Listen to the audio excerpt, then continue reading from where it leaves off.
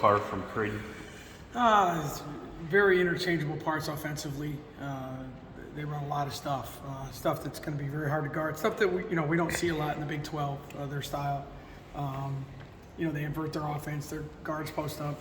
Their big guys step away from the basket. Very efficient. Shoot the three a lot.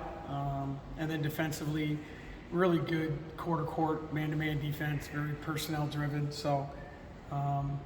They're obviously playing at a really high level, and I think it's a great challenge in the sense of, you're seeing someone that we haven't played Creighton. I don't know how long ago it's been since we played them. So that's the beauty of this tournament. You run into teams that you don't see, and maybe a style you don't see that often. Do you know Jim pretty well? Yeah, Flan's a great guy. He's been there a long time, and Mr. Blue Jay, he's probably been there as long as I've been here. But you see him a lot.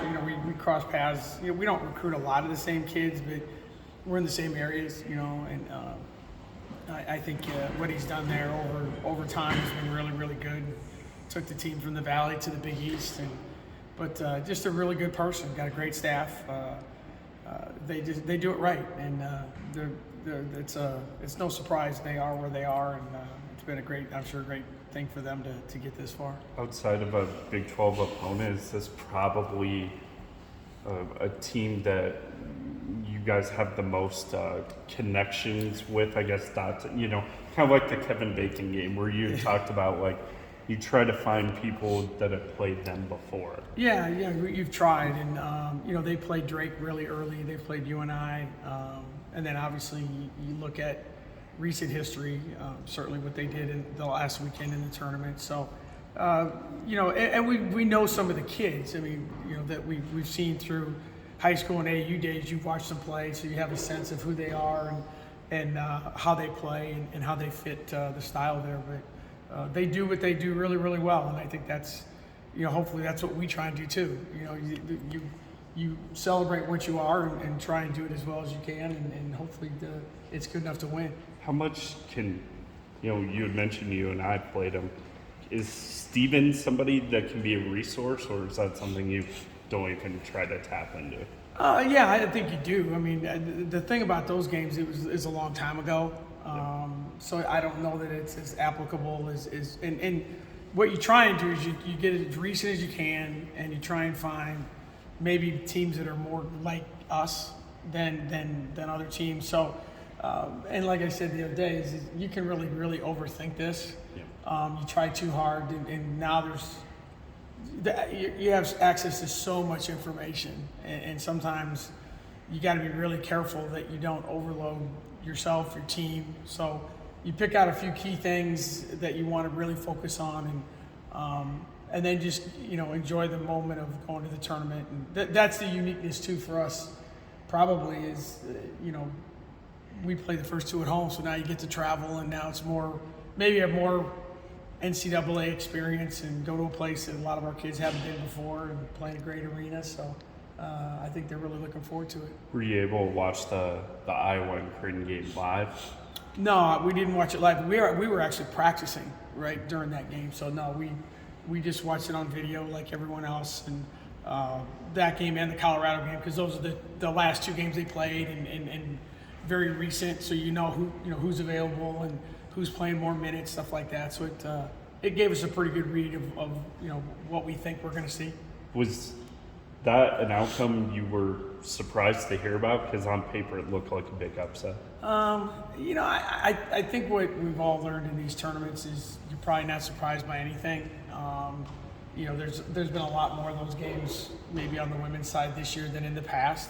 You always see it on the men's side, but I think this year with the women, the tournament has become that way. And even some of the, like us, you kind of survived that first one. There's been some pretty close games that the team that was favored won. Indiana wins by 1, and Tennessee won in a close game last night. So I don't think surprise is probably much of a, I think if a number 1 seed would have got beat, maybe that would surprise some people. But other than that, I don't think there were many surprises. How are you guys doing health-wise? We're pretty good. I know Naya's broken nose, wow. So she'll be wearing her mask. She looks like Batman or something. So, and then B couldn't play the other night. She's got a little rib thing, so I think she'll be good to go. She's not going to practice today, but it's more of a comfort thing, and this is the time of year you got to play through that. But as of now, Nye broke her nose, but she is good to go. But we have to put her in a mask. Did you say a shoulder or a rib thing? B's got something with a rib thing that it kind of moves around, and then because of that, it hurts her. It's hard to breathe. So there's kind of it's very uncomfortable. So that's why she didn't go back in the game the other night, and then they're working on it right now. But they think she'll be okay to play, but we just got to be really careful with it. How pleased were you with how Izzy came in the game and performed, and how helpful is that for her to get tournament experience at such a young age? Izzy was great. I mean, you think about a kid that really hasn't played much at all and got thrust into a situation that we really needed her. She goes in, gets 7 rebounds, got a basket for us.